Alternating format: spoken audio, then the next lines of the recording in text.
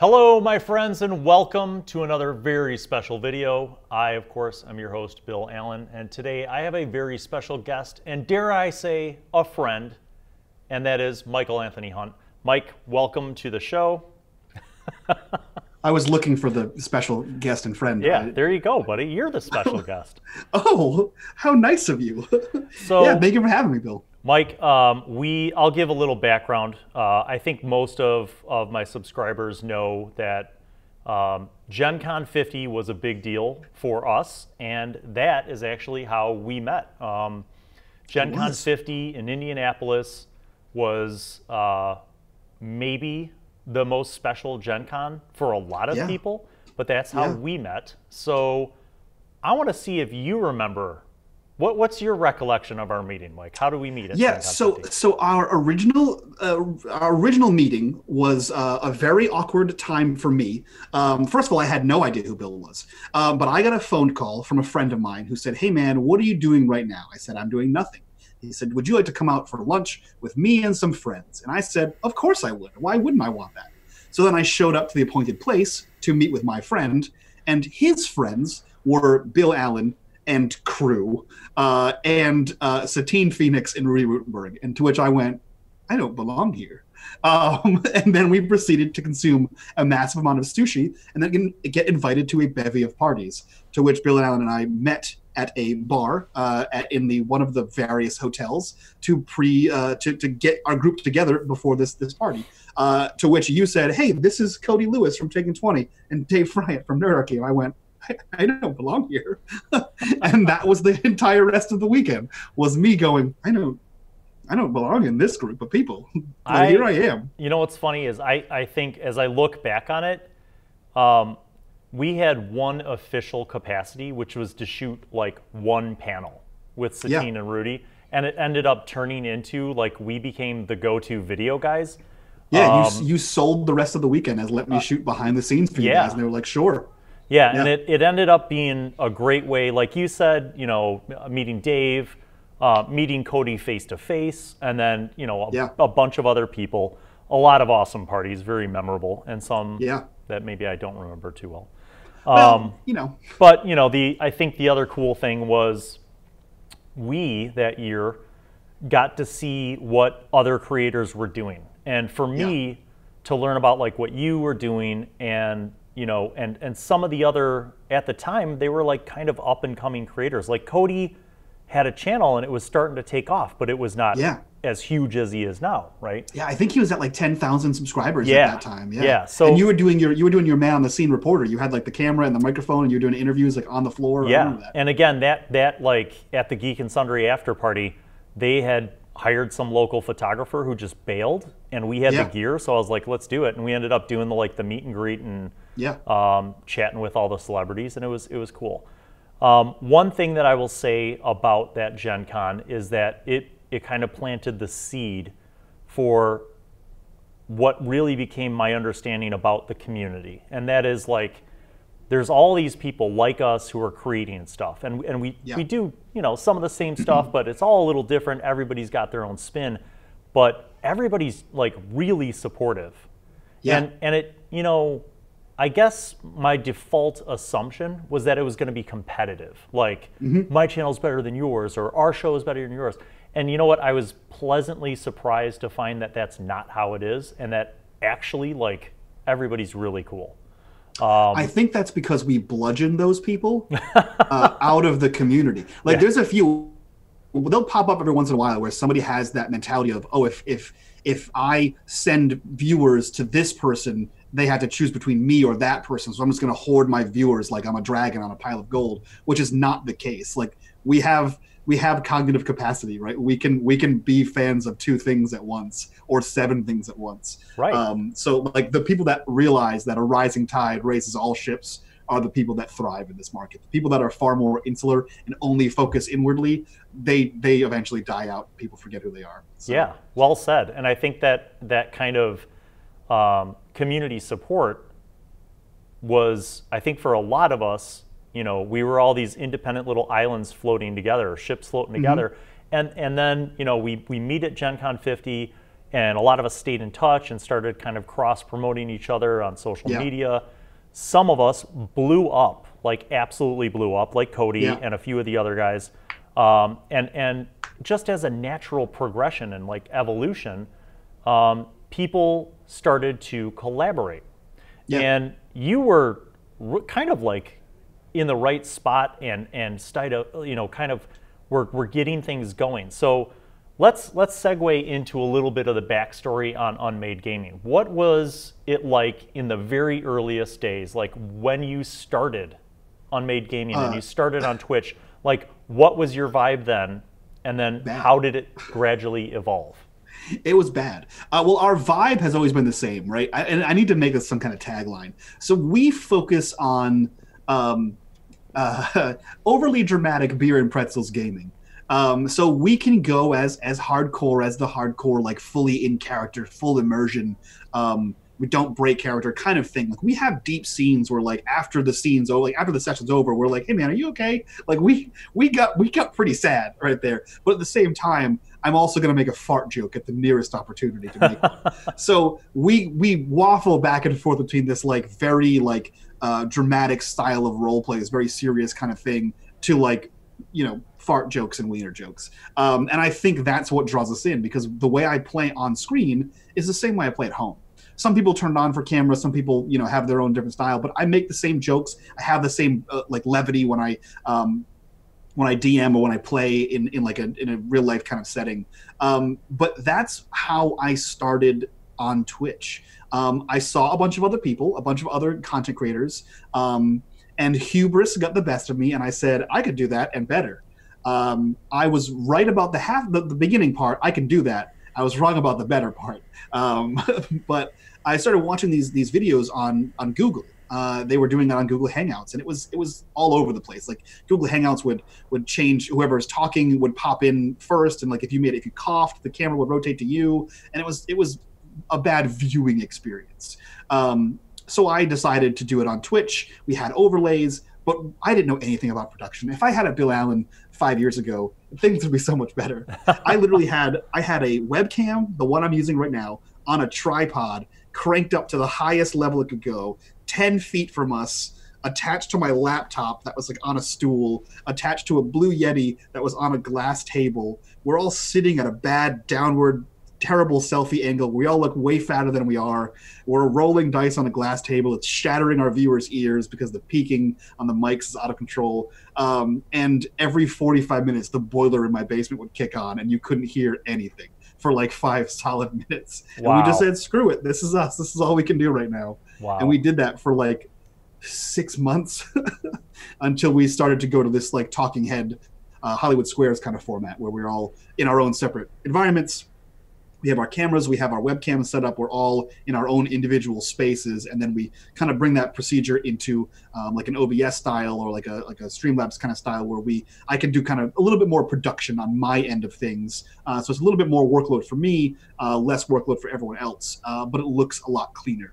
And then over the years, we got better at making overlays. We realized that, you know, the people don't want to see a giant picture of nonsense. They'd rather see our faces. So we made bigger face boxes. We started doing like we had tips. You could interact with the show. You could give us nat 20s. You could give us all kinds of things. We got rid of that. We've changed how we monetize things. So it's been a whole procedure of like learning and growth and talking to other creators and seeing, hey, what works for you? What doesn't work for you? Why?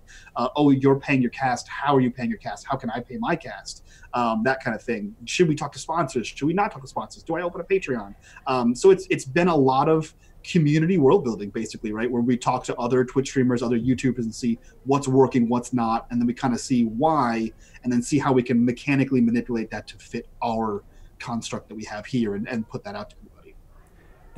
That's an awesome kind of review of the process. And you mentioned a couple things that I think my subs might be interested in about kind of learning about the tech. So, you know, after that initial awkward growth period and you started to figure out how to have everybody getting together and using overlays and using OBS, was there then like a point where maybe there was a certain show or a certain season of a show where you feel like we finally this was the point where we finally hit our stride? What would that be for you guys? Ooh, I feel like 2018. You'll notice if you look at our YouTube, you'll see a drastic shift in what our overlays look like. It might be the beginning of 2019, where our overlays now are all kind of standardized and we look a lot bigger, and they look a lot more cohesive than they previously did. Other than that, like the behind the scenes for tech kind of stuff, it's been the same. I kind of locked it into place, and I don't touch anything because I'm afraid I'm going to break it.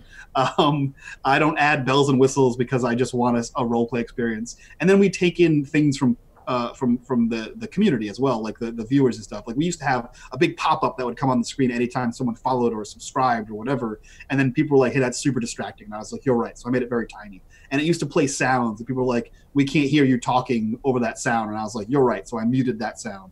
So minor tweaks like that. But yeah, I think it was like probably the beginning of 2019, maybe the end of 2018, where you'll see a drastic shift in what the overlays look like. And I think that was a huge progress bar that we hit. And then 2020 has been another one, but that's all a behind the scenes progress bar. 2020 so far has been the year that I have been the most ahead in the production side of things than ever before. Usually I cast a show, and then 2 weeks before the next show is supposed to start, I'm still scrambling for a cast. So this year I'm trying to plan out. We already have season 2 of People Cast. We're looking at season 3 now. We're planning a podcast. We're planning, video content. We just joined TikTok. We're doing some of that kind of stuff. So yeah, this is the most far ahead I've been in production and planning. So that's a milestone for me, I think. So one thing that I wanted to talk to you about was specifically the shows that you do. And because I think a lot of people, who might just glance by, they assume that a lot of us content creators are just doing D&D. Right. Talk about some of the different games that you're playing and the titles of those shows that you're hosting on UnMadeGaming. And kind of what are the differences between the play styles with those different games, and also maybe the casting with those games. Yeah. So we do almost exclusively not D&D. We started with D&D because that's what everyone does, and everyone knows D&D. And to be honest, that's all I knew when I first started playing. But being exposed to the internet and all these other people and all these other channels, they were like, hey, do you want to play this game? And I was like, sure, why not? So I've learned a whole bunch of new systems in my 5-year journey on Twitch. And I've come to find out that while Lord of the Rings is a great movie, but there's other great movies out there. You can't just watch Lord of the Rings on repeat every time. And to me, that's kind of what D&D is. D&D is amazing, and it gets so many, because it's so big, it gets so many people into the hobby. But it's D&D, and it will only ever be D&D. But there's so many other great games out there that can whet your appetite for all kinds of things. Like right now on stream, we're playing this current season. We have a game called Through the Glass, which is Monster of the Week, which is an indie kind of game, and it's very much like the show Supernatural, and it's in a modern setting, so you can't really do that kind of setting in D&D. You can, but it's real messy. We have another game that uses Monty Cook cipher system, which we're playing the Dark Crystal. So we're all Gelfling, fighting the Skeksis, doing that kind of thing, which again, you could probably do in D&D, but it could get messy. And then the final game for this season on UnMadeGaming is we're playing a game called The Void, which is a system called Coriolis, which is a Swedish company called Free League, which is my favorite company. And we're in space doing crazy, it's weird, almost Cthulhian kind of inspiration in the background meets Arabian Nights kind of thing. And we're a ragtag crew of a spaceship, trying to figure out what the hell's happening in space right now. There's some kind of mystery unfolding. And again, you can't really do that in D&D, but it's amazing, and we're having a blast doing it. So there's all these other games, and that's what one of my goals is to say, hey, D&D is great, but check this out. So we're trying to raise awareness of all these other amazing games that are out there that we're having fun with, right? Our goal isn't to teach you how to play games. We want to play these games, and we're having fun doing it. And we're also saying, hey, check it out. You can too. Here's a link. Right. So let me ask you about when you have all these different shows with different game systems, how do you do casting? Is it, in other words, UnMadeGaming has different casts for different shows, but obviously Correct. Some of those people are in multiple shows. how does that work? Is it based on whether or not the cast members like want to play those other games, or is it more of like a rotation? How do you sort that out and kind of organize your casting? So up until this year, and including this year in a way, all of the casting is directly handled by me, and it's usually a one-to-one basis. Usually I work with the GM and say, okay, what's the style of game we're having here? It's a fantasy game. Okay, what's the mood? What's the tone? If this was directed by a Hollywood director, who directed it, right? So I can get like a feel for the style of this game. And then I reach out to people that I've seen play similar styles and say, hey, I saw you in this show. I feel like you'd be a great fit for this. So you have to consider what their role-play skill set might be, what their role-play preference might be, and then pair that with the rest of the cast, right? Like you have to have cast chemistry or it's going to be a bad show, because it's essentially 24 hours plus of role-playing. So you have to have that kind of back and forth between the cast members. So you got to see how they interact on Twitter, see how they interact on different social medias. Do these people get along? Do they not interact at all? Is that good or bad kind of thing? And then we cast them that way. This year, I reached out to a bunch of people who had been on the show multiple seasons and said, hey, you've been here for 6, 9, 12 months. I really enjoy our chemistry. I really enjoy your chemistry with the other random people I've put you with.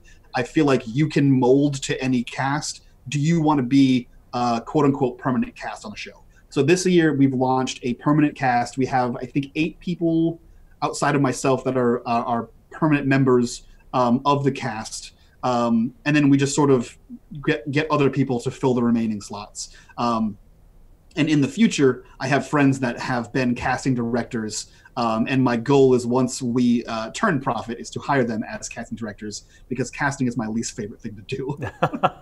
It can definitely be a challenge, right? Because like you said, the chemistry is such a crucial thing.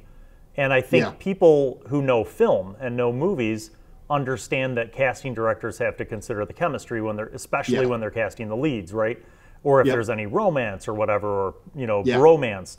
But I think a lot of people might just assume that like that maybe doesn't matter. But I've made countless comments online and in videos about how the chemistry at your gaming table is important. Like even if you're not streaming it, right? Like even if you're just at a table with a bunch of people, the chemistry does matter. So you know what, while we're on this cast topic, talk about some of the people that you have. And you've had a lot of different people, again, with collaboration, many of whom have their own channels and stuff. So talk a little bit about some of the people that you have, talk about your permanent cast, all that kind of stuff.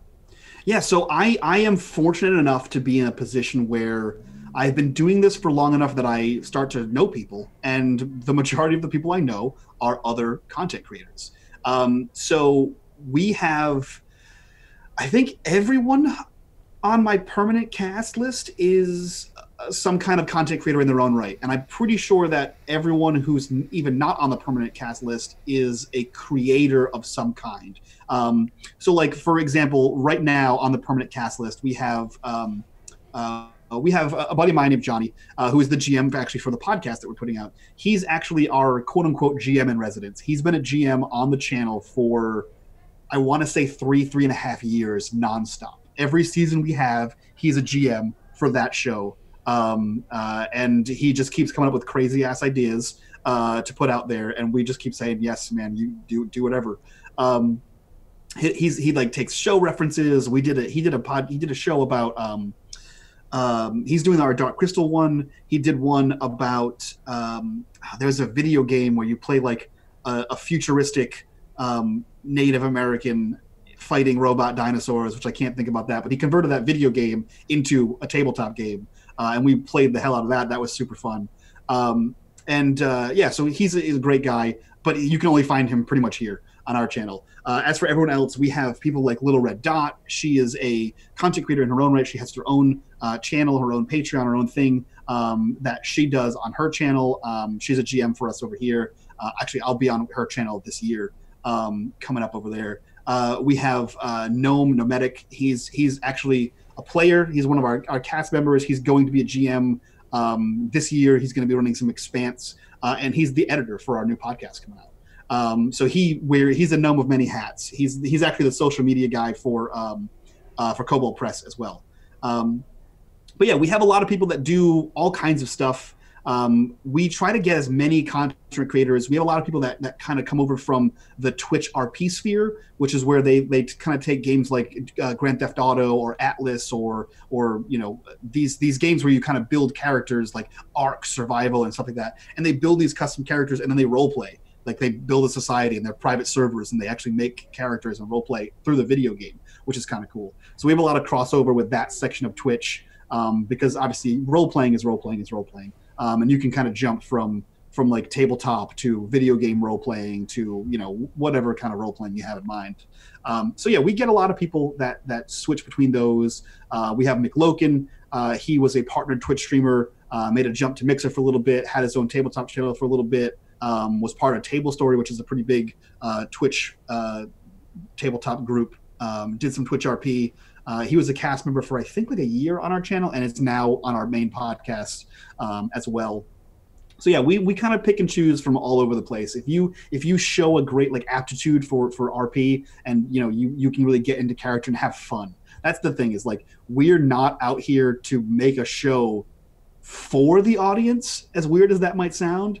We're here to have fun too. Like we just joked about it last night, where I start our call for the chat group at like 7:45, and we're supposed to go live at 8 o'clock. And more often than not, we go live between 8:05 and 8:15 because we're just talking and chatting and having a good time. And like, oh, we have a stream to do. Turn the cameras on, and then the show ends, and then we continue to talk and chat and have fun afterwards. So we're genuinely enjoying our time together and playing. So like it's weird to say like we care, but we don't care if you're enjoying the show. We're having a blast, and if you're having a blast with us, we're all about it. And if you don't like the show, check out one of our other ones. Check out our YouTube.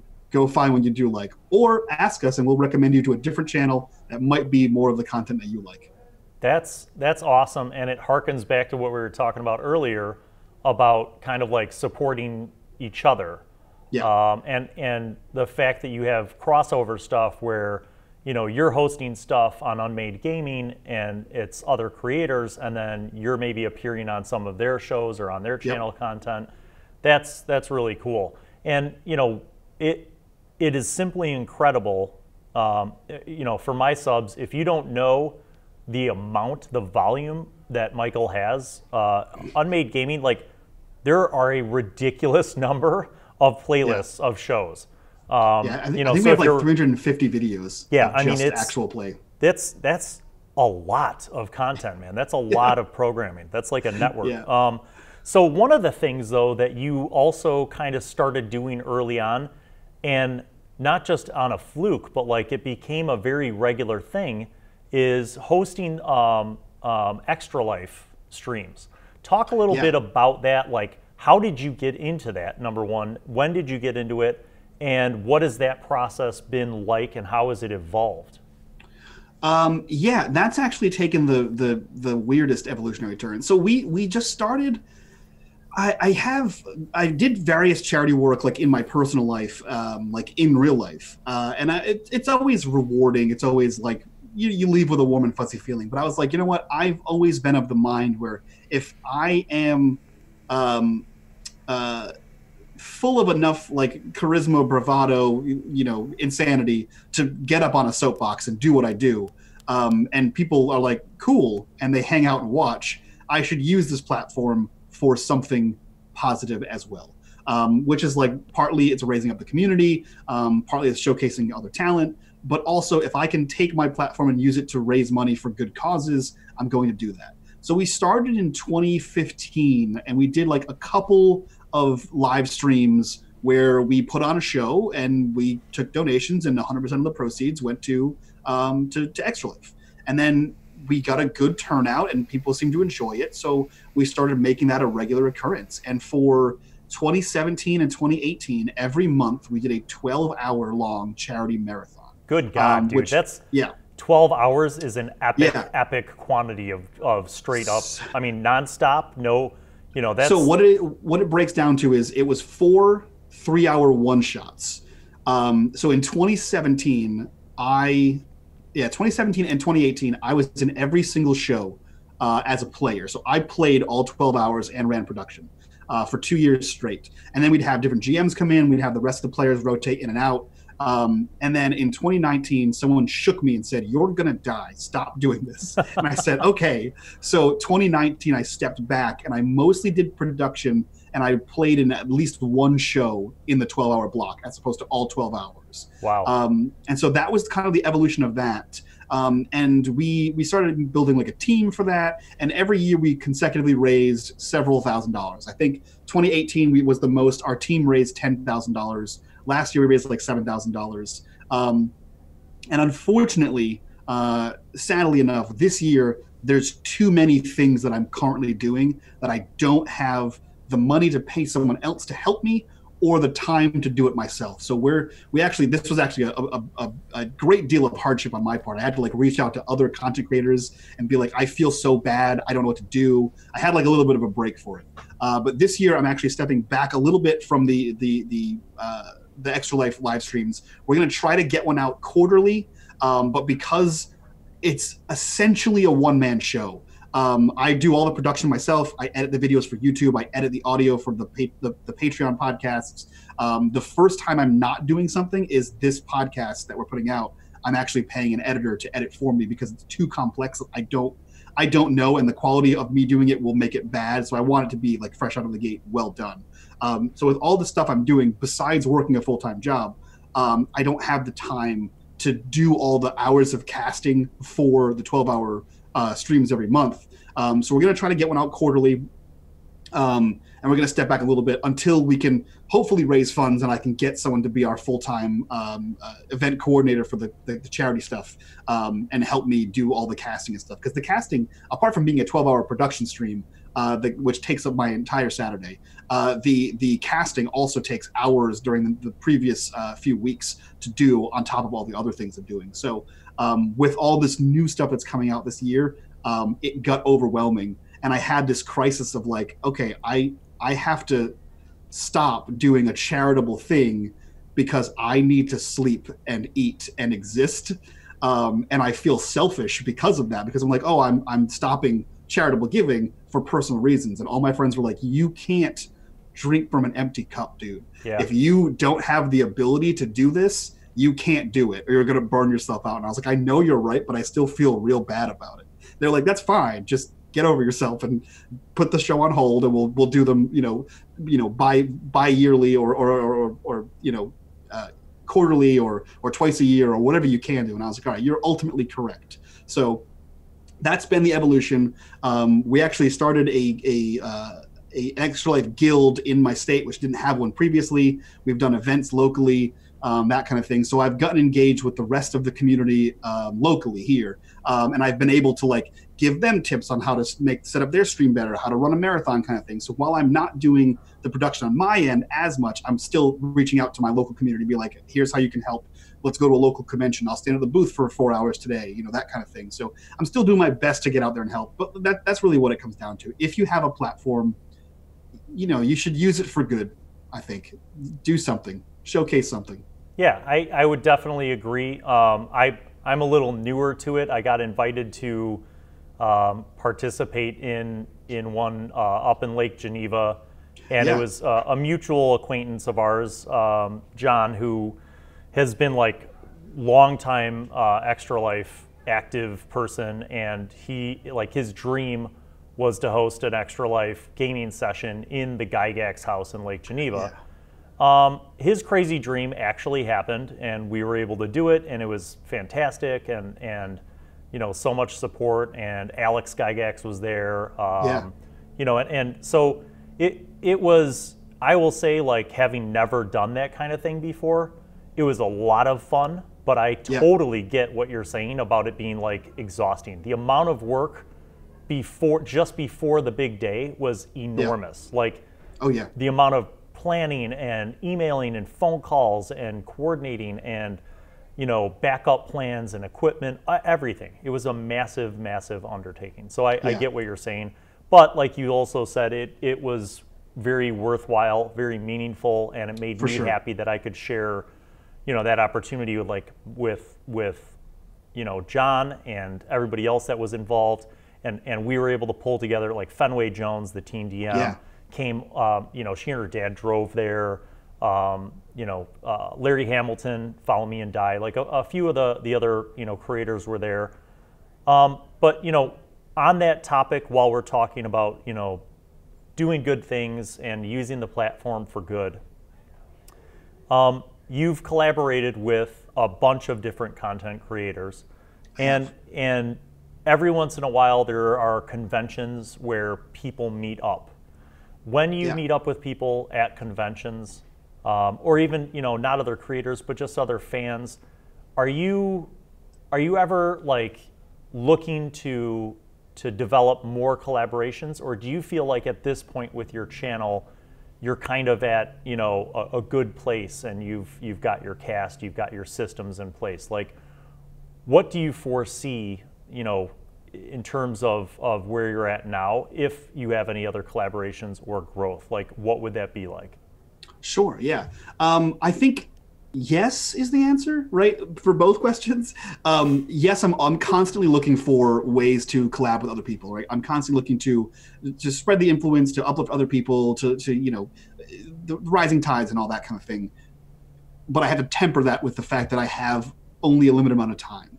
And until such time that Unmade Gaming becomes a full-time job, I can only dedicate so much time, which is all of my free time, to Unmade Gaming. So I can't book like 3 more shows that I'm going to play on, because I just don't have the time to do that with all the other things. I want to make sure that I can still maintain all the things I'm doing with anything new that I take on. So like I said before, I'm going to be on Little Red Dot's show this year, and that's a 6-week run. And that's fine. So I have a lot of those 6 weeks on this specific day. I'm gonna not do the thing I normally do, which is like a little fun just video game stream that I just kind of chill at. So I'm gonna postpone that, and for those 6 weeks, I'm gonna bring people over there and I'm gonna hang out and role play on her channel. Things like this, like I'll take a day out of work, come do some interviews and hang out, that kind of thing, if I have the time off to do so. But I think I'm constantly looking for ways to grow and innovate the channel and partner with people and collaborate, because for me, Unmade Gaming isn't a Twitch channel, which outwardly that's what it seems like. For me, what my goal is with Unmade Gaming is to be something that rivals a Hyper RPG or a Geek and Sundry, right? I don't want to be just a Twitch channel. I want to be a Twitch channel. I want to have the YouTube archives. I want to challenge Dave from Nerdarchy with his YouTube, with his 100,000 YouTube videos about advice. I want to challenge Guy Sklanders with all of his crazy GM tips and player tips and all that kind of stuff. I want to jump into the podcast space. I want to have a physical brick and mortar studio, this whole thing, right? It's an elaborate plot in my head. And so you can never stop networking if that's your end game, right? In my mind, there is never a place that is, we've reached where I want to get to, we're good here, right? I'll always want to be something, not something bigger and better, something more, like I want to be a studio, and with the studio comes all these other things. And it's not like I'm chasing the dragon of happiness, right? I'm just like, oh, this is my goal. My goal is Unmade Studios. And then we'll go from there. And then we'll hire in people as casting directors. We'll hire in podcast editors, audio editors, lighting techs, and that whole kind of thing. And it's to make what LA has on the West Coast, I want to make that on the East Coast. Because the LA scene for tabletop is massive, and the East Coast scene isn't. So I'd like to bring that kind of thing over here and have that kind of, not so much rivalry, but that fun kind of back and forth. It's like, this is the East Coast side of that kind of thing. So that's really my goal. And actually at Gen Con, we have a thing like this. I've run it for the past 2 years, which is really fun. I just sort of did it on a whim, where we have the Gen Con content creators meetup. We did it 2 years ago. We did it last year. Every year it's doubled in size. And it's a blast. We meet up at an undisclosed location for reasons, and then we just get together with a bunch of YouTubers, podcasters, bloggers, Twitch streamers, and everyone just meets, drinks, and has a good time. And it's a networking event where you can just talk about the day-to-day, you can talk about stresses, you can collaborate and plan to be on shows with each other, any number of things. But like, it's there because we all exist on the internet. So to get every creator in the same room at the same time, it's kind of a big deal. To see people that like maybe you've never met before, you just see in comments or on Facebook or whatever. So yeah, that's really cool. I love doing that. And I'm proud to say that I was able to make it to all of those meetups, and some of them I couldn't stay very long because we were doing the video content for Gen Con, but it is awesome, you're right, to be able to see people who are, quote unquote, bigger than you, or people who are just starting channels and maybe only have a few hundred or a few thousand subscribers, and like, I was shocked at how many people came up to me and they're like, "Oh my God, Bill Allan." I'm like, dude, I have a small, to me, I didn't think that I was big, but to them I am, and likewise for me to see some of our mutual friends who are way bigger and have bigger presences. But you're right, it's no matter where you're at on that spectrum of, followers, subscribers, whatever, it genuinely is like just a good, really chill time to meet people, talk, get to know each other face to face, and just reinforces what we've been talking about like the general uplifting of the community. So you referenced that in your your elaborate dream plans that expansion is always there, and I think that's a natural instinct. Yeah. And one of the biggest things that I brought you on the show for was to talk about your new foray into audio podcasting, because that's something you've never done before, right? So correct. Talk to us a little bit about, first, before you even talk about the show, how did this come up? Like, how did you decide, hey, 2020 is going to be the year when we do our first audio podcast? And then tell us a little bit about casting and who you pulled together to be in this, and the process. Okay. Yeah, so the two things I've been wanting to expand into is advice-based YouTube content and podcasting. As you can see, I did one of those. So all of 2019, I kept saying, this is the year that I'm going to do the thing, and I didn't. And so I finally, someone else came to me and said, hey, I have an idea for a podcast. And I said, great idea, let's do that. And then everything fell apart. And I was like, this is too chaotic, this is too stressful, canceled. And then another person came up and said, I have a great idea for a podcast. And I said, great, let's do it. I'm taking complete control of this, and you're just the DM. And they said, great, that's fine. And I said, awesome. So I have been collaborating with, and it's one of the GMs, our GM in resident, Johnny, who again comes up with all these crazy ideas. He said, I want to do a D&D campaign that's pirates. I said, that sounds cool. And so I said, you know what, let's set this up. We had a conversation in October. I said, here's the deadline. I want to have a cast by December. I want to start filming by January. I want to put this podcast out in February. And he said, done, let's make this happen. I said, great. So we collaborated back and forth on some aspects of world building. How do we want to go like dark and gritty? Do we want to do Pirates of the Caribbean? Do we want to be like slapstick comedy pirates? How grim dark do we want to be with this pirate setting? So we collaborated back and forth on that, which is pretty common for him and I. We kind of collaborate on all the shows that we do together. And then I reached out and I started reaching out for casting. And I had a buddy of mine who's been on several shows. And his name is Mick Loken. His name's Joe. Again, he was a Twitch RPer. He's been a role player for a while. And I grabbed him. I was like, you know what? We've always had great chemistry. We had a lot of fun. Let me pull you onto the show. And then I reached out to V, the crafting muse, who I had the fortunate experience of sharing a panel with, actually 3 panels. I was asked by Dave from Nerdarchy to go be on a speaker on some panels about live streaming D&D content or tabletop content, doing that as a career, and all that kind of stuff. So we did 3 panels together, myself, V, Dave, Ted, a couple other people. And we all discussed, and we basically spent a weekend together at this convention because it was 1 panel a day. And I got to know V, and she is a lovely human being. And I know that she has chemistry with Mick Loken because they both run, or V runs one live stream on Kobold Press, and McLogan is a player on a different live stream on Kobold Press, and they always have a little bit of like crossover witty banter. And I was like, you know what? These 2 people have good chemistry in general. V's a lovely human. Joe's a lovely human. Let's smash those guys together. And I like both of them, and they seem to apparently like me for some reason. And then the fourth person was a completely random shot in the dark. I had recently discovered TikTok. And many bathroom breaks and late night scrolling on the bed of watching funny TikToks, I stumbled upon a guy named Rory, who had some D&D content, some like advice content, some story time content, which I was like, oh, cool.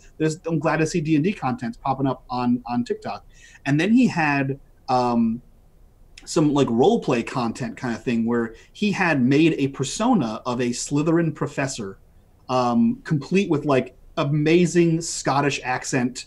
And he would role play these scenes out where like, I found a missing student. Oh, I did this. And he would play these scenes as if he's talking to you as you were the student. And it was great content. And I was like, okay, this guy can role play and he likes D&D. And he seems like a cool dude. So I reached out. I was like, hey, man, you want to play some D&D on a podcast? And he was like, I would love to. I was like, great. So we got a podcast. And then it came down to figuring out what system to play in.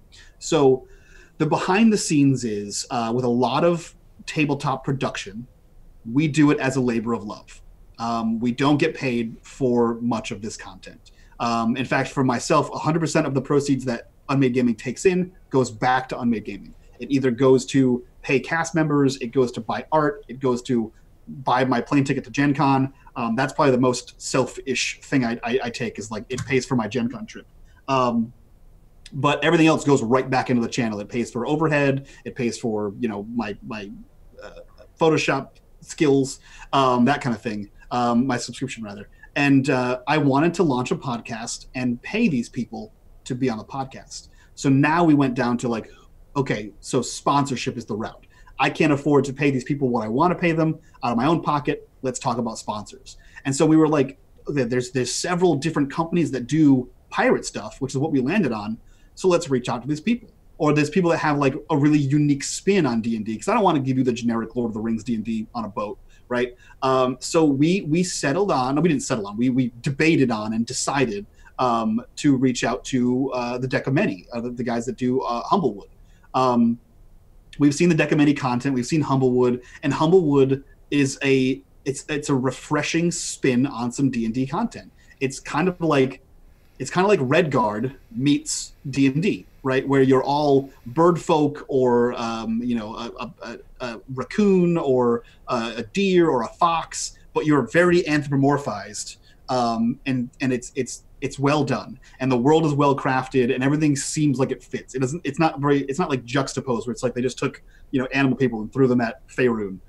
It all fits together. And in the core book, they actually have a big campaign about what's going on in the main setting.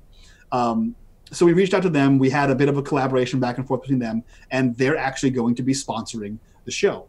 So with that money, we're able to actually pay our cast, which is outstanding, because so few channels are able to pay their casts, my main channel included. And so this was a great step in the right direction of recognizing that this kind of content creation is an art form. We are acting. We are doing a job here. It is not just playing a game. It is, but there's more to it than that. So that was a huge step in the right direction. And then we broke down to, there's no actual pirates in this setting. There's one coastal city, and they have boats. How do we convert this? So we started world building and discussing our own backstories and how we came together, and we made ports and we made cities. And so almost all of the content you will see in our podcast is unique to our podcast. Now, I know that there's some piratey stuff coming out. If you back the Kickstarter, you've seen some of the art. I mean, if you follow on Twitter as well, you've seen some of the art. There's been like some shipwreck harbors. There's been some piratey people tweeted about, some graphics tweeted about. So pirates are coming to Humblewood. We're just jumping the gun. So we've taken our setting, we put it a couple 100 miles south of the main core region of Humblewood, and we're basically building up a new kingdom, and we're adding in serpent folk. So now there's snake people, reptilian people. We've also added in the hint of that there's some kind of like fish people action happening here. So we're injecting new monsters, new NPCs, new not playable races, but we'll see, that will exist down here in this more Caribbean style location that's off the beaten path of the book.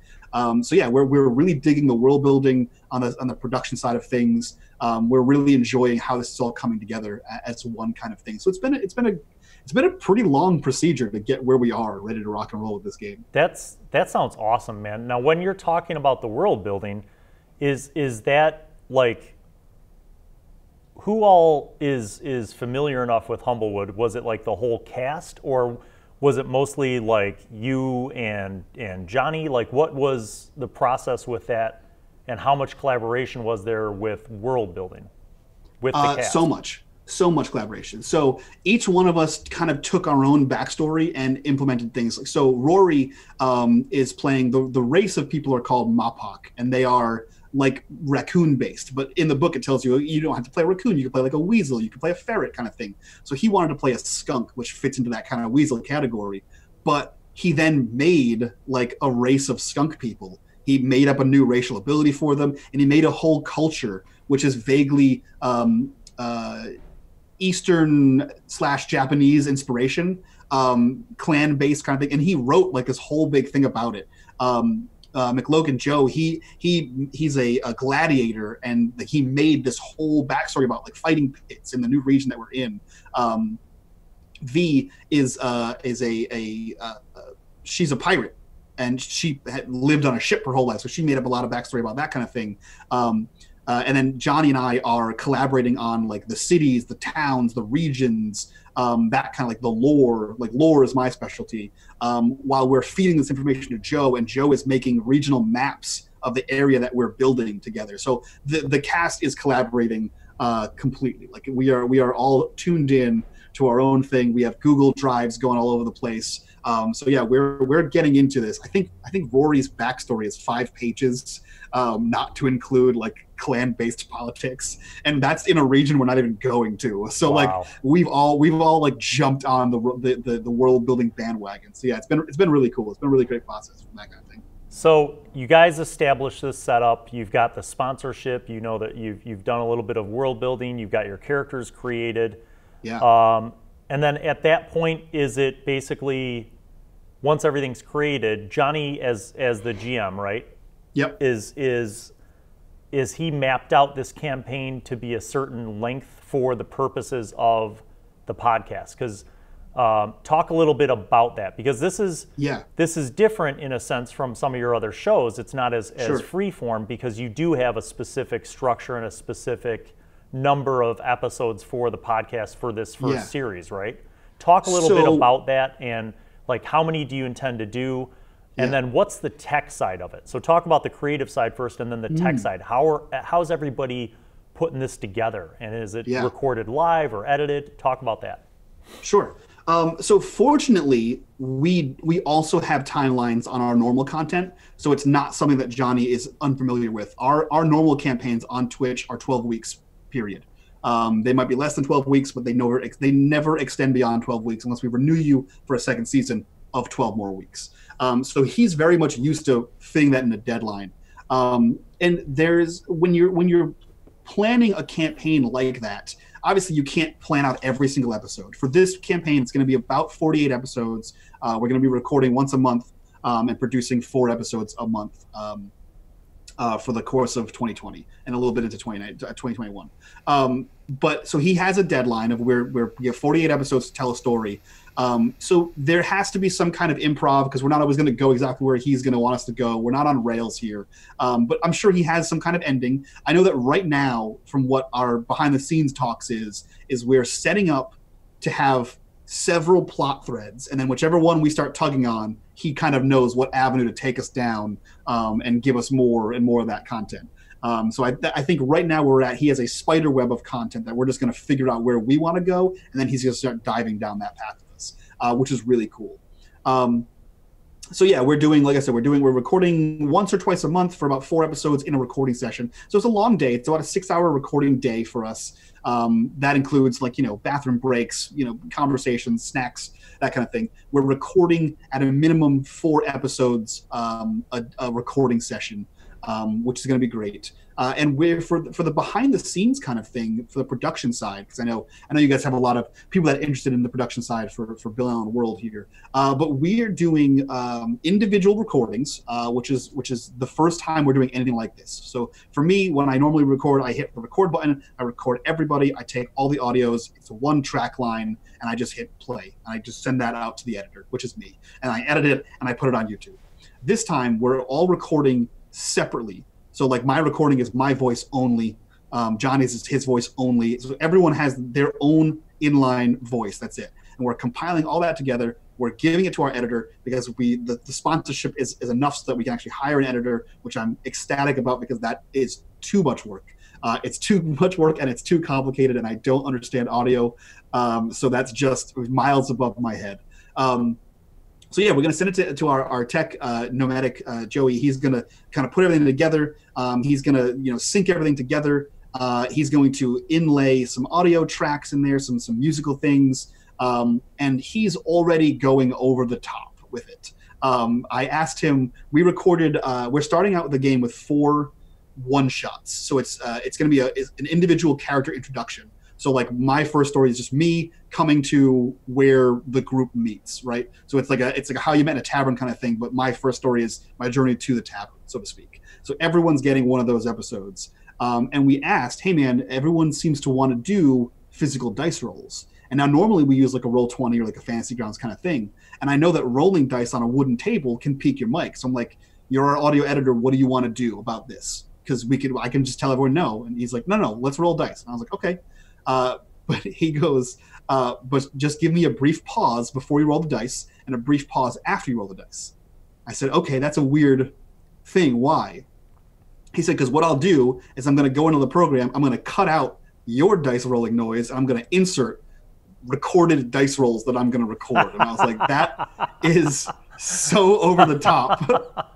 That's a lot of work, dude. As a tech person, much editing. I mean, I end up doing a little audio cleanup when we record episodes on the channel, but you're talking about syncing multiple recorded things and doing, I mean, that's a multi-track edit with a lot of cleanup and normalizing audio levels. That's a lot of work. So good for him for handling that. That's amazing. So we've recorded a bunch of things in chunks. So like each individual person recorded hi, I'm so-and-so, I'm playing the so-and-so level, whatever, right? And so he's going to make a file out of all those and slap that on the beginning, our little intros. We're going to roll into the game. We have our mid-roll for Humblewood because they're our sponsor. That's going to be in the middle. So he's going to find a clean break for that, put our sponsor in there, and then roll up the ending. And then we have our post-roll credits kind of thing. And then maybe some little fun goofs at the end there.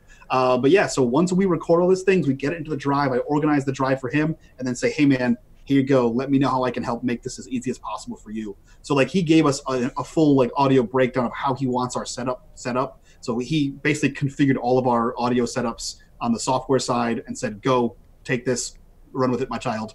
And so we have. And so I haven't heard any of the edits yet. So I've played my session. I was a witness to V's session. They went amazingly.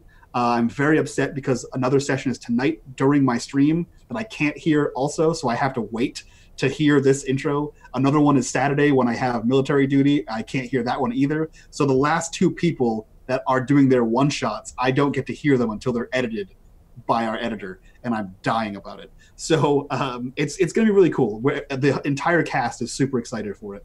And we also hired on Daryl, Splattered Ink, who does the daubers. He's also working with Nerdarchy for their box. They just launched a Kickstarter. Well, they completed a Kickstarter. He's doing a bunch of the art for that as well. He's actually hired on to do the art for our characters, and we already have one of them done, and it looks outstanding. So we're all super hyped to see our character art, and yeah, it's gonna be a big thing. That's awesome. All right, so in wrapping up, we need to know. First of all, how will people be able to get this audio podcast? Like, what platform or platforms are you going to have it on? And when does this baby drop? So it drops on February 10th. The first episode is a lore dump from me to get you caught up on the world, followed by the 4 one-shots, followed by the actual like first official episode. The first one will be on February 10th, and then Mondays thereafter in perpetuity until we finish this campaign. We're uploading it to Anchor FM, so you can go right to our Anchor website, which is anchor.fm/darkfortunes. But I believe, I won't know until February 10th, it should be on Spotify, it should be on Google Play, it should be on Apple iTunes, Stitcher, Podbean, basically everywhere. That's what Anchor FM tells me. We're going to put it everywhere for you. And I said, great, thanks. So they should be putting it as many places as possible, which is going to be outstanding. And for details, you guys can follow us on Twitter is the best place right now. It's twitter.com/darkfortunespod, DARK Fortunes Pod. Yeah, we're posting. We have player profiles. We'll be posting the character art, character profiles. This video will get posted up there as well. Links to the all the stuff that we're doing here, and any behind the scenes clips and silly nonsense. And we're also reposting some of the art from Humblewood, which is going to be really cool. So yeah, that's the main focus for where you can find information about this podcast. That is awesome. Well, Michael, it is such a pleasure for me to be able to share the amazing story of how we met, and also everything that you've been doing with Unmade Gaming for these years, and of course, the launch of Dark Fortunes. Congratulations, first of all, brother, because you put in an incredible amount of work doing all the content that you do on the channel. So, and I'm very much looking forward to listening to the audio podcast. So, thanks for coming on the show, and for you all at home watching, make sure that you check out everything. Links will be listed below, and get yourself onto that audio podcast because it sounds like it's going to be pretty dope. So, hell yeah. And this has been another episode of In the Studio with Bill, my guest, Michael Anthony Hunt from Unmade Gaming. Mike, thanks for coming on the show, buddy. Thank you for having me, Bill. Hearing you say that it means a lot. I literally would not be where I'm at without having met you for sushi and drinks. So, I mean, I owe a bunch of success to you and your further introductions to other people. So I appreciate that, man. Thank you so much for having me here. Absolutely, brother. Thank you all, and we'll see you on the next one. Peace.